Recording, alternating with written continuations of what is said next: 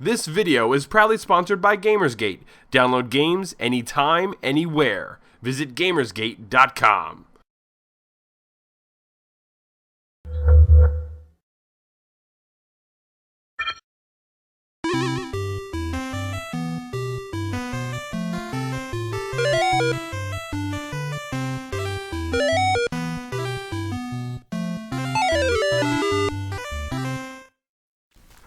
Hello everybody, welcome back to Elder Geeks Game Club. This is episode number 29, Slender.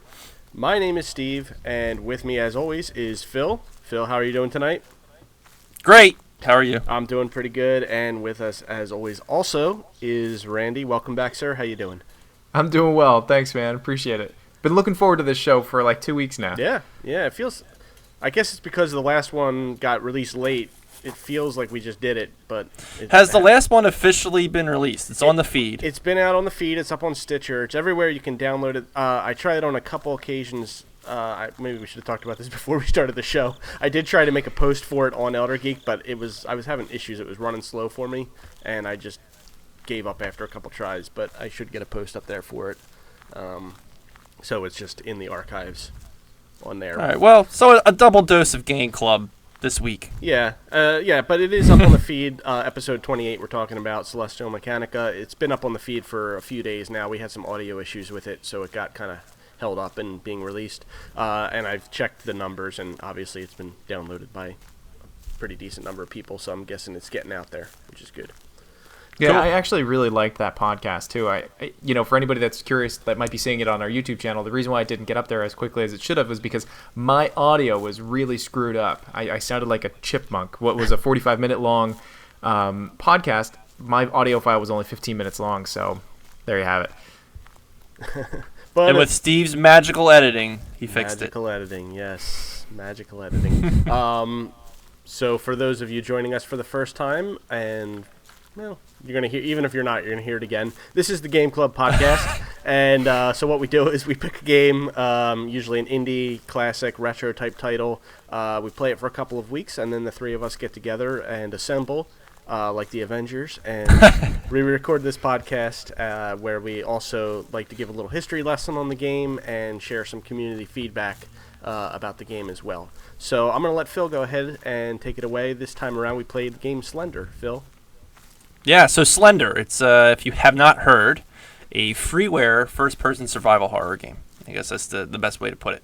It was released in June this year, and it was created by Mark J. Hadley. He's known on YouTube as Agent Parsec. So the game went viral not too long after it was released, probably only a week or two, and a bunch of Let's Plays started showing up on YouTube, and what I guess kind of created was like a users started uploading like their reaction videos playing it, so it just kind of became like a thing. Once it went viral, the Slender website crashed. It's already had 3 major updates since it released, and the game is based on the Slender Man mythos, which was created over on the Something Awful forums. So Slender Man, let's talk about him a little bit before the game. So he was created on in the Create Paranormal Images thread on Something Awful. What he is this long, tall man in a black suit. You would think he would not be scary because he's dressed so dapper, but I guess the thing that is scary about him, I guess, is just kind of, well, first he has no face, so he has no eyes or mouth. Right. And he's abnormally tall, so it's almost like he's almost like a tree. Just like he's very slender. And right. Blends in with and a lot of the pictures he was in were they were either black and white pictures or they were pictures that were converted to be black and white. And in most cases, he was just placed somewhere kind of in the background.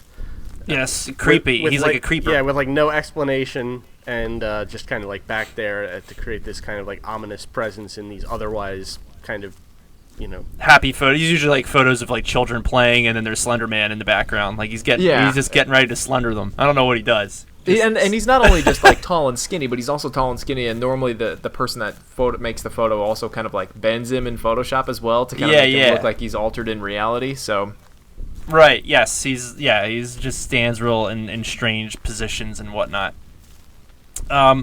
So usually he will stalk his targets for months or possibly years, and he's said For to be very $20. said to be very passive aggressive. I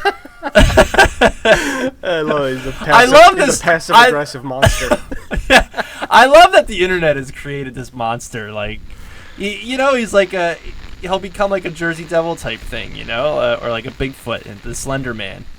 People will start to know him, especially because he's going to start making his way into videos. I wouldn't be surprised if there's like a Slender Man movie at some point. Yeah, I wonder if there is one already. To be honest with you, Well, that's a good I'm gonna question. look that up. The closest thing actually is an internet web series called Marble Hornets. Oh yeah. So, have you seen this before, Slender Man? I actually have. Yeah, I've seen Marble Hornets, and Marble Hornets is actually a really interesting web series. It definitely starts off better than, like, the first couple of episodes of it are really, really good, and then afterwards you're like, meh. All right, Yes. I'm done. Yeah, I watched all like 60 in the last 2 weeks. Wow, And- that is dedication. Yeah, it was. Yeah, tell me about it. So, yeah, I watched the whole thing, and like you said, it actually starts out very good. I'd say the first 15 are pretty good, maybe less than that, and then I just kept sticking with it. I can't tell you why, but I did. And there was actually a new episode the other night. I watched that, and when it was over, I sent my message to my brother saying, "Oh, that was crap," just like the rest of them. So I'm that guy.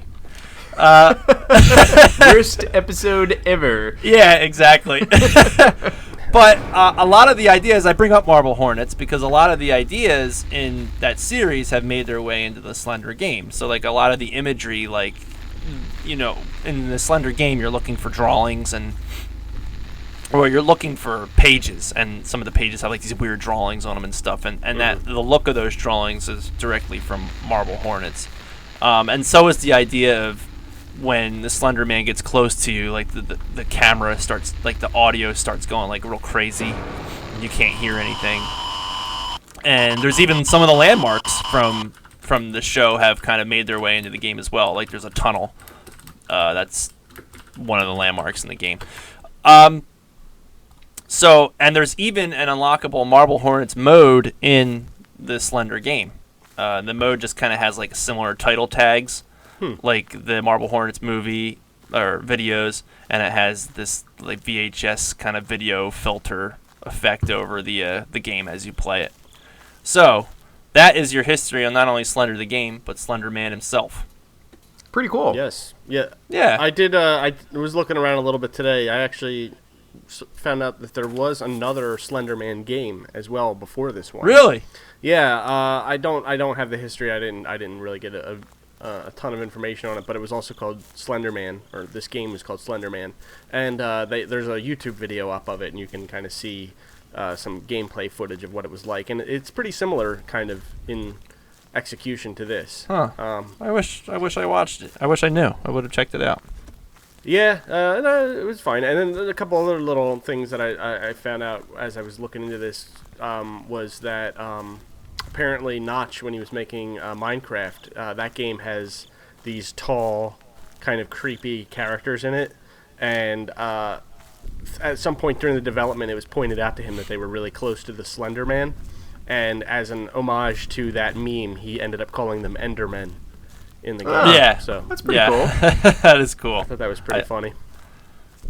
So this meme has definitely transcended a lot of different mediums. Mm-hmm. Yeah, it's cool, and I think he's a pretty creepy fellow for what he is. Yeah, I like it, and it's funny because you mentioned like the Jersey Devil and like Sasquatch and stuff like, and that's kind of what his photos remind me of. Is that kind of, that style of when you see the picture of the Sasquatch and his head's like kind of turned as he's walking through the woods, like just kind of a weird quick shot. That's what those images reminded me of, and also especially the Jersey Devil. Us growing up in New Jersey, we're very familiar with that lore. Yes, we are. And So- pretty similar. So this interesting history leads us to an interesting game, to say the least. Yes. I'm not sure how I spoke to Randy about it a little bit. Steve, I have no idea how you feel about it. Right. So let's let's start with you then, Steve, since I know nothing Okay. of your thoughts on Slender. Yeah. Should we give a quick rundown as to like what the game is and like how it's played? Oh yeah. So Yeah. yeah, I guess we should before we talk about it. So really, the way it's played is, like I mentioned, it's a first-person game, and you have one goal. Your goal is to collect 8 pages, and they are randomly generated on this one map, decent-sized map. And while you find these pages, Slender Man tracks you down. If Slender Man gets you, you're dead. Is that Right. fair and explanation? Each time you get a new page, he starts to come after you faster and more. right? And more Right. aggressively. It gets harder as you collect Right. pages. You get the first page, and then he just kind of shows up, and Right. or a couple pages in, you start to see him. Like if you turn around, he's behind you, and then once you get up to more pages, then it's like he's right up your ass, pretty much. And Yeah. got Yeah. for lack of a better way of putting it. And the only thing you can't fight, there's no combat in the game. The only thing you're equipped with is a flashlight, which you can turn on and off, and then you basically just walk at a pretty slow pace, and then you can kind of, if you hold down the shift key, you move a little faster, and when you do that, your flashlight kind of goes down, so you don't have a real good idea of where you're going. Right. And that's basically the game. I mean, there's not really anything else to it. Like you said, the object is to collect 8 pages. So I guess with that said, I enjoyed it. I liked it a lot. I thought it was great. Really a cool experience. It's kind of one of those things where, like, I haven't played Dear Esther yet, but I kind of liken it to that kind of idea where, like, is it really a game? I don't know. I mean, I could not finish it. The most pages I was able to get was like 4, and then he would just one-shot me, pretty much. So I tried again. I played 2 different versions of the game, actually, because I downloaded an earlier release, which I think was... I think it's technically still an alpha, right? I think so. I'm not really sure. I think it's officially like released for everybody to play for free, and I think he's just constantly updating it. Gotcha. Right. So I think I played 0.9.4 first, and then I ended up playing 0.9.6, which I think is the latest release, unless the new one's come out in the last few days. That was the newest one up there. I found that 0.4, I was able to get further, and in 0.6, I was pretty much just getting my ass handed to me. Like he was. You get like 1 page, and he was pretty much right on you. So I was only able to get like a couple more, and then that was it. I tried a bunch of different strategies. One strategy I tried at one point was I didn't collect any pages. I just walked around the map and found them all, and then I tried to come up with a good route to kind of haul ass and pick them all, knowing where they are, because that's part of it is that you get one and then you just kind of keep wandering. And that was how my first few playthroughs were. It was just very much exploring and just kind of, doing whatever felt natural. But then once I kind of put that strategy in place, and I found like a bunch of the pages, and then I just tried to hit them, in an order that I felt was good as far as moving quickly through the environment. Even still, once you get up to a few pages, he starts really coming after you pretty fast. So I was getting my ass kicked. But it's the best part of Go ahead. I'm sorry. The best part about how we say he gets you and he runs up to you, like he never moves. Right. Right. You never see him moving. Like he's like I liken him to a Boo from Super Mario Brothers. Yeah. It's it's the same idea. Like you turn your back and he comes up to you. The moment you spin around, he's just standing in place. So he's basically like it's a Boo. Yeah, and then you're just like looking at him. You're like, oh hey. And the longer you look at him, your screen starts to get fuzzy. And when you see him, like this piano key hits, like kind of stereotypical horror movie, like the one note hits, and then your screen gets all fuzzy. And so it's kind of like you're going insane from just looking at him, which I kind of liked that. I thought that was pretty funny. So yeah, I mean it was definitely a neat game. Graphically and everything, it is what it is. It's built on this Unity engine thing, which I've heard of, but I don't really know a whole lot about, to be honest with you. I don't know what that means. But it's a 3D engine basically meant to play games, as quickly and as freely as you can based online. So there's actually a lot of games coming up that are using it. Okay. Interstellar Marines, I think, is going to be using it, and trying to think of some other ones too. But it's pretty cool. Heroes and Generals, I think, might use the Unity engine. I think. So yeah, I mean, it was really neat. I mean, everything kind of just has a real kind of lo-fi graphic look to it, while being in 3D. All the trees look exactly the same, which is actually adds to the experience because it's just so disorienting. Because for one thing, it's dark, you can barely see anything, and then everything kind of just looks the same. You look off into the distance, and you just see kind of like a blur of like tree trunks, and you don't really have any clear idea of where you're going. But the game's fun. It's definitely creepy. I didn't watch any of the reaction videos just because I kind of wanted to go into it. I went into it knowing almost nothing, and that was what I wanted. Oh, good. I didn't find it to be like scary or anything like that, except that then like I had played it, and then a few hours later I took the dog out at night. It was like around 12:30 at night, right before I went to bed, and I'm like standing out back while the dog's doing its thing, and you know, I'm just looking around, and like I got some trees and stuff around the back of my house, and you know, I didn't get completely freaked out, but in the back of my mind I'm thinking, man, it would be kind of screwed up if Slender Man was just like right over there. so glad you said that. I've been walking by like my back, like when I go upstairs, I have this back window that goes, you know, I can see my backyard, and when the light's on, I used to always picture one of my crazy neighbors just kind of looking in the window, and now ever since Slender Man, Slender Man has taken his place, the crazy neighbor's place. Now he's looking into my house. Yeah, so it's definitely a creepy game. I don't think I would class. I know it's been called survival horror, and I don't know. I mean, when I think of survival horror, I think of survival horror like the original Resident Evil. Yeah, or Silent like Hill. I feel like you're trying to survive. Like you have to do things. It's scary because there's scary stuff going on, and it's also, you know, there's things that you have to then maintain, like a health level and and like food or whatever. Like Minecraft survival mode, I think of more as being a survival game than this, because you actually, you know, you've got monsters coming after you, and you have to eat, and you have to build shelter. You know, you have to like do stuff to continue living. Whereas in this game, it's kind of just like, you know, if you wanted to survive, and I never tried this, I meant to. I was just going to turn the game on and just leave it on and see what happens if I never picked the page. Nothing. He Nothing won't happens. come. He won't come. So the way to win Page 1 activates the way to win the game effectively is just to turn it on and then not do anything and just stand there forever, and you'll survive.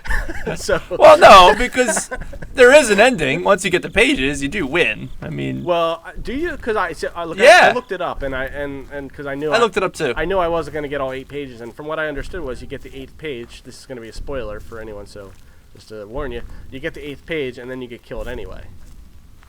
No, they changed it.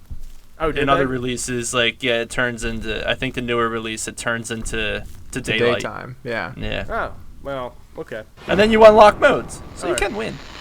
Okay. Winning. Yeah, no, all right. That makes sense. More sense then.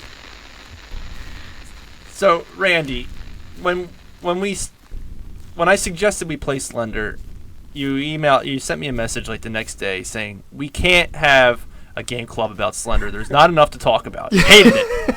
You hated it, and then I gave you a couple tips. I handed you a map. I told you to go back to it, and you seemed to change your mind a little bit. So where are we now? See, it's kind you of still funny. hate it. I don't want to say I hate it. I have a love-hate relationship with Slender. I don't want to say I outright hate it, and I definitely don't outright love it either. It is really fascinating that it's a free game. It's really fascinating of what he did for a free game for everybody. And to be honest with you, I think that there's a lot of things that the game does really right, and then I think there's a lot of things that the game does really wrong. And even as a free game, I think that it should still be a little bit better. Like Abobo's Big Adventure, like that was an awesome free game, you know. But as far as this goes, I don't know. You play it once or twice in my person, you know, for my personality's sake. You play it once or twice and you're already bored with it, and you're like, oh, okay. My first time I played Slender was actually after I watched a few people do Let's Plays of it, which is part of my hate of this game, by the way, is the sheer number of Let's Plays for this game. It's like it had become this new internet fad to play Slender and then have this scared reaction video online when it's really not that scary. I mean, it does have a few moments, but I mean, there were people that were like you could tell they were hamming it up for the camera. Right, of course. And I actually watched a video of a guy who, it was literally a 20-minute Let's Play where he didn't pick up a single page, but he was freaking out like crazy. Just That's spazzing. absurd. That's absurd. Yeah, and like, you know, the video was just like getting hits like crazy, and I'm like, what am I not seeing here? This guy is literally not seeing anything. It's just a flashlight in the woods, you know. But I don't know. I'm also a big fan of horror too, so I think that it's gonna be really, really scary to kind of scare me, or to really kind of get me amped up. But in terms of the actual game itself, it has some pretty clear roots in Amnesia: The Dark Descent, with Ju-On, the Wii game. It has big roots in that. Whereas you walk around the environment with nothing but a flashlight and you pick up items from the environment. Did you like that game? Did you like Ju-On for Wii? It's worth to rent and play through once, but after that you're just kind of done. The controls for the Ju-On game were just outright terrible. Like the moment you like get your Wii remote pointing off the screen, it just spins the camera like crazy, and you'll just get sick. All right. But otherwise, I mean, that was big opportunity missed on Wii's behalf. But so you know, it's got those two inspirations. Then I think the other one is you know, you're talking about the Boo. I think the Boo is a really close approximation to it. But the other thing that this game really made me think of was that Sherlock Holmes game. Did you ever see the Sherlock Holmes video where it's a point and click adventure, but the Watson character constantly is just staring at Sherlock, and if you stare at Watson and you walk away backwards, he stands still, but if you turn around, he'll just magically appear standing right next to you. And they had it set to like this really creepy music, and it was brilliant, and that's kind of what this game kind of reminds me of. So that being said, as far as like a free game, I think it's really cool. I think that it does. I think that the sound in the game is fantastic. You know, the no music, except for when you actually find pages, and then like the music gets louder and louder, and you know, as far as an auditory experience, I think it's very good, even for higher budget scary games. But Slender Man in the game is not scary to me at all. Like, zero scary. The first time I saw him, I literally wanted to walk closer to him to like laugh at how stupid it looked. But let me think. I guess really the only other thing I really wanted to kind of say about it is, I feel like the joy that you would get out of this game, that some people could get out of this game, I don't get out of it. Like Steve was saying, like there's tactics that you have to kind of develop to be able to finish that game, and I just don't feel like putting the time into it to develop those tactics to win the game. I wasn't excited enough by it from start to finish. I feel like there's a lot of cheap deaths kind of involved in it. Like there is a lot of cheap deaths. Yeah, I agree with that. There were so many times where I was like, oh, I'm doing awesome. I've got like 6 pages. I haven't even so much as seen Slender Man yet, and then just game over. No reason. Like I'll even turn around to see if I can find him, to like, because I know it's good to see him. Yeah, you know, want to see him, and you kind of want to see him so you can like almost do like that Sherlock and Watson thing where you walk away from him. But there were so many times that I played the game where it's just like, nope, don't see him at all, and then game over. It's like, oh, great, thanks. You know, it does have cheap deaths. There's definitely an element, like a random element to it, which does suck. Yeah. But I mean, that being said, it is a free game, and it is a creepy game. I wouldn't call it scary at all. I think it was creepy, and like I said, I think it does an awesome job with the audio department. I really wish somebody would do a better job with rendering Slender himself. There's so many really cool things they could do to make him actually scarier than being. He looks to me like the G-Man from Half-Life, but with like half of his polygons removed, and with some squid arms behind him. Tentacles, thank you. Anime tentacle porn. Right. So maybe that's the real horror. You're gonna get like tentacle raped. What is he gonna do with those tentacles when he catches me? But I mean, really, I think that's part of my dislike for the game is that it did get so viral, and it is a really cool game, and I do think that anybody who's interested in it should definitely give it a try. But don't go into it thinking that it's going to be the scariest thing you've ever played, because it's not. At least if it is, then you need to play scarier games. Right. What do you got, Phil? Well, I agree that he looks. He looks terrible. I mean, the graphics in the game are just not. They're not good, right? I mean, they're not what we would qualify as say we're good graphics. So, I jumped a few times. I wouldn't say I was like petrified of playing the game. But did you jump at Slenderman, or did you jump at the like Steve was saying, that one note, boom, like when you find something, right? He appears on screen. Right. Well, I mean, it all depends. You know, like. You get caught up in the. I found myself getting caught up in the moment a lot, and he would appear and be like, "Oh no," you know, like that kind of thing. I was never the guy like, "Oh," you know, just screaming the scream.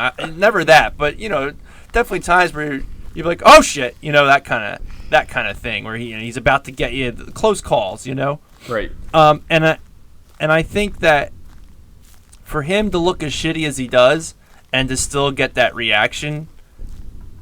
He has zero animation. He doesn't move. He doesn't do anything. He just stands in the same position. So to get that kind of reaction out of, it seems to be a lot of people, despite the ones that are hamming it up. I mean, I guess that must say something for the game. I think. Yeah. You know. I can agree with that. He must have done something right.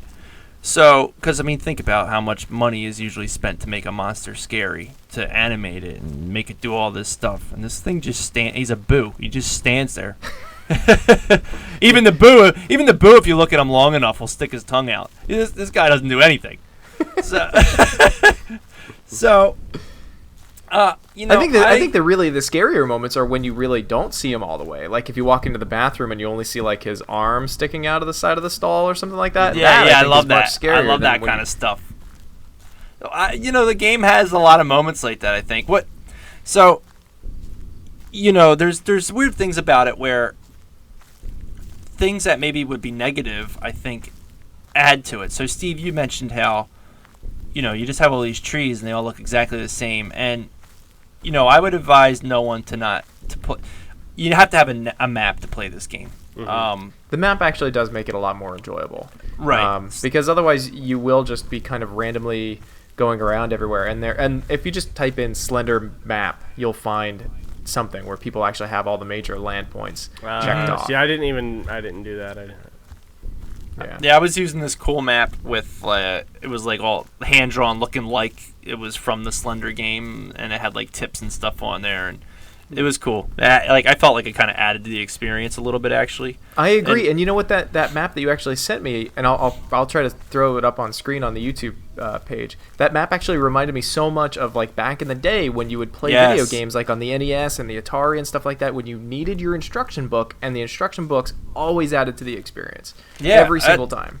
That was kind of how I felt. Like I liked this game. Kind of had like that old school vibe to it. Mm-hmm. I really liked that. You know, almost like it. You know, like the first time you play The Legend of Zelda, and it's just this map where you can go wherever you want, but you don't know where anything is. So you know, you get your Nintendo Power, and you know, you open up the map and you're following it. Kind of reminded me of that. I got that kind of vibe from it. So yeah, like I said. So Steve, you know, you said that you know everything looks the same, and it does look the same, and that is what we would think is a negative. But then, like I said, you bring the map element into it, and it kind of adds to the game. I didn't mean it as a negative when I said that. I meant that's fine. I'm just saying that because you mentioned it. Oh, okay. I mean, because I looked at it as a negative at first. But what I also like about it too is, you know, when you're running, and there's like a lot of secret little strategies to it. So, you know, when you're running and your flashlight's down, you can't see shit. So what you do is you look up into the sky, and you use the tree and the skyline to kind of help you run and go. So like I like that kind of element to like the navigation as well. Like you're not even looking at the ground, you're just looking up at the trees now and finding your way that way. And the running is another thing. You get tired. You know, your person starts huffing and puffing, and then, you know, if you are a couple pages deep, if you're tired, Slenderman's going to get you. So there's another little element where when he surprises you and you get the piano noise, if you run from that moment, you actually get like a super like burst of speed because you're scared. So that noise kind of lets you know that like you've triggered the speed run. So when you get that, you can like just take off and dart away from them. to get some distance. So you kind of you want to be surprised when you see him, because that's kind of the only way to get away from him once you get further into it. And I liked how you want to see him, and you're kind of balancing like running from him, but also keeping an eye on him. So you want to swing around, you want to look at him, and I found myself developing strategies where if things are in front of him and you're not making direct eye contact with him, your screen won't go fuzzy and you won't die. So I found myself like walking backwards a lot and kind of lining him up with trees or objects so that he wouldn't hurt me. Gotcha. And I liked that. I liked just a lot of the little strategy for a game that's really simple. I mean, it's just collect the pages. Here you go. And for a free game that's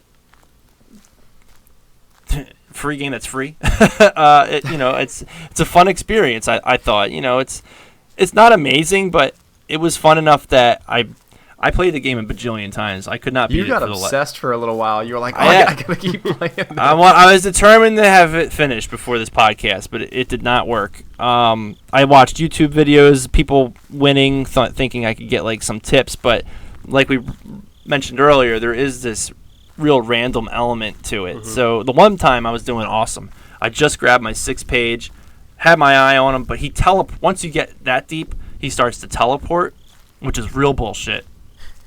So I grabbed the 6th page, and he literally teleported right in front of my face, and I was dead. Like I had no choice at all but to die. And I was feeling good too, and he got me. But yeah, it's cool. I definitely like it a lot, and yeah, that's about it. Cool. Yeah, I think we all kind of like it, and it's free. So I mean, if you're curious at all, then just go and download it and try it out. I mean, that was the big reason why we never did a video review for it on Elder Geek, because it's free. There's no questioning as to like whether or not there's any rationale as to whether you should spend money on it or not. Right. So yeah, go check it out.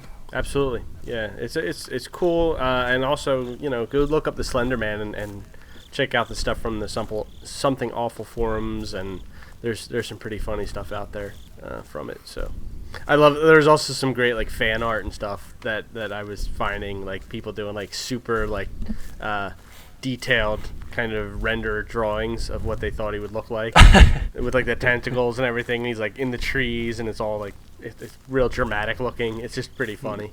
Yeah, Good stuff. I just love stuff like this that comes from the internet and just kind of takes on a whole life of its own. And for that alone, I would say this game is definitely worth checking out.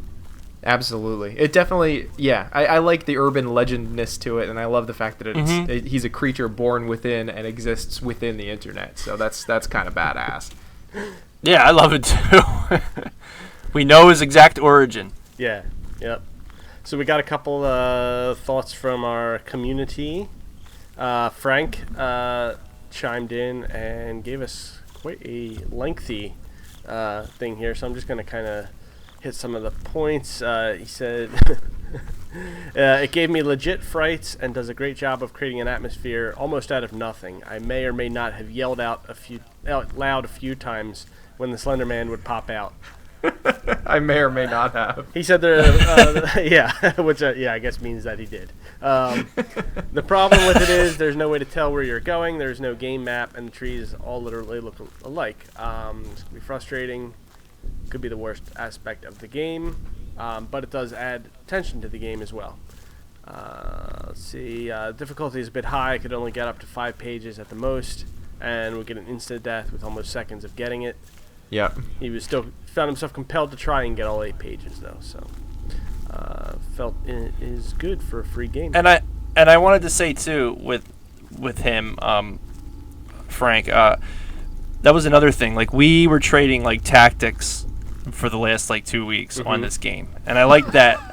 I like that we were like talking a bit, like we were like trying to figure it. I was like, we were sending screenshots to each other. I was like, look, he's in the truck. He was in the truck, and I like walked right up to him because that acted like a wall, and I walked right up to him, and he wasn't killing me, and we were just sending like screenshots. We were really into it. And I loved like that it created like that, like like you said, Rand, like the old days. You didn't know anything about it, and it's kind of up to you to figure it out. And I love that there was like this communication that I had about it as I was playing it. And then we got a comment from Nikos. I'm hoping I said that right. It seems like that's what it would be. Nikos. Played it, but I don't want to play it much at a time. The atmosphere is great and it's very claustrophobic. Best played with headphones and dark room. The game has been updated a lot and improved much. I hope to see it be re-released on XBLA, PSN, and Steam, maybe with new features and graphics. I could see that. It's kind of funny that he actually mentions that, and I'm surprised we didn't talk about this earlier. But there's a group that's actually trying to make Slender the game a multiplayer experience using Steam, I believe, as their platform of release, or at least they're going to be using. I don't know. So they're shooting to make a 4-player co-op version of this game. Wow. Which would be interesting. It feels like it would make a really a good they could do it well with a Left 4 Dead mod somehow. If they could mod since that's already got the 4-player co-op built into it and it's got flashlights. You could probably mod that to make it work in some way if you just took out all the zombies and just had one that just stood there. I will say this about the game, and this will be my final thought about the game. And I'm not trying to belittle the game at all, but I do think that a lot of people are flocking to this game and to this type of game, so much so because the big AAA budget games are all starting to get a little stagnant, I think. We're starting to see a lot of the same game just re-released and re-released and re-released, and then comes Slender, which is in the same vein as Amnesia, which did really well. So I think people are gonna gravitate towards it. Yeah, I mean, we've touched on it a few times on this podcast over the last several months, but it's like we're in this renaissance of PC gaming right now, where a game like this can come out and just kind of, even though it's a free game, I mean, I would say it's a hit because I've been hearing about it all over the place. Sure. From various people that may have less of a involvement in games than we do. So it's definitely out there in the consciousness, and I totally agree. I don't know if it's because the consoles are getting long in the tooth or what it is. I mean, personally, I just love playing games on my PC still, and I'm happy to have games like this come out because it just kind of strengthens the platform. And when something like this happens and a game goes viral like this, it's only going to make developers and publishers kind of take notice more that there is still a market out there, people that just want to play on their PCs. And I think the other thing is the PC is, as much as some people out there try to say that it's not an intimate environment, I think the PC is probably the most intimate environment of gaming that there kind of is, especially for horror games, because you're at your desk, you're only a few feet away from your screen, you most likely have headphones on, and you're probably in the room by yourself while you're playing, so it's just you and the game. It's not like you're in the living room and you're hearing your wife or your kids or your mom or whatever talking in the kitchen next door. You are by yourself. It is you and game and nobody else. So I think that kind of thing really adds to a game like Slender. Yeah, for sure. Phil, you have anything left to add? Not really, but I just wanted to, I guess, go back to Randy's point about how when he said, mainstream games are getting stagnant or whatever. There's definitely some truth to that. I mean, the survival horror genre on consoles, is essentially dead.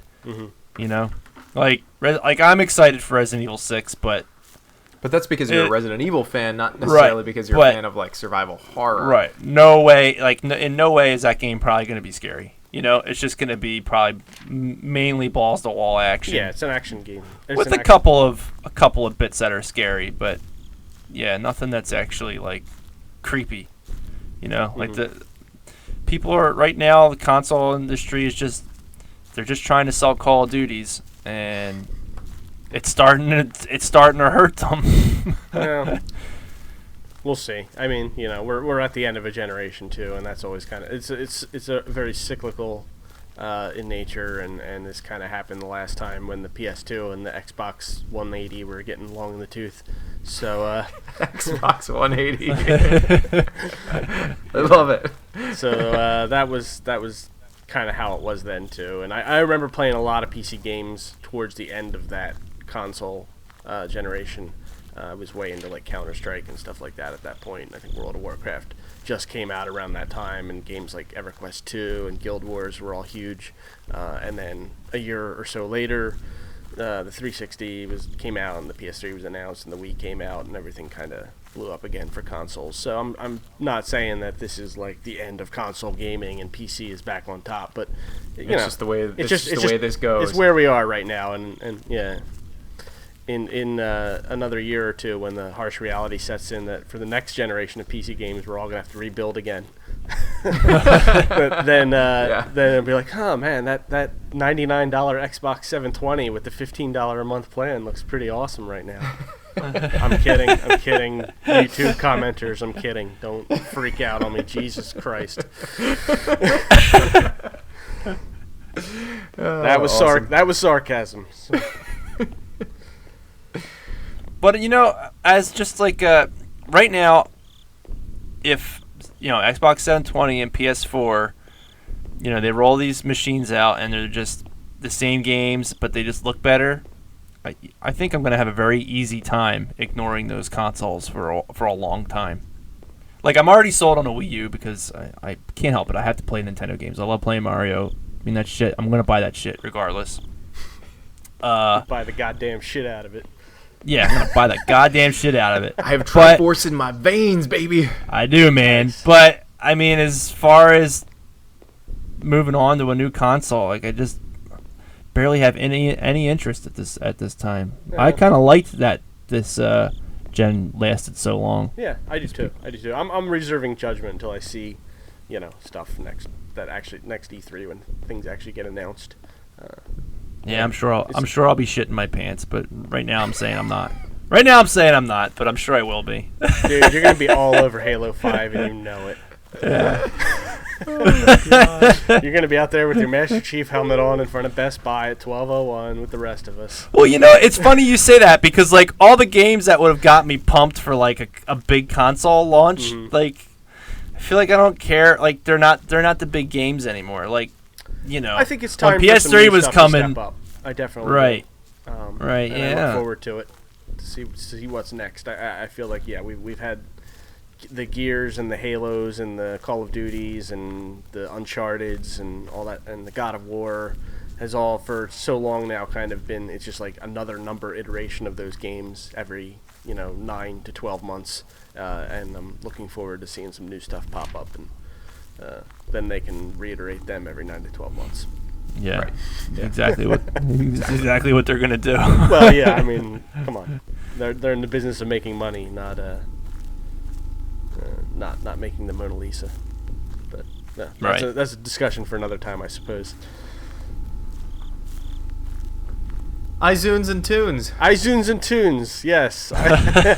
So if you're listening to us on the iZoon right now or on your Tune software. Or on your tune.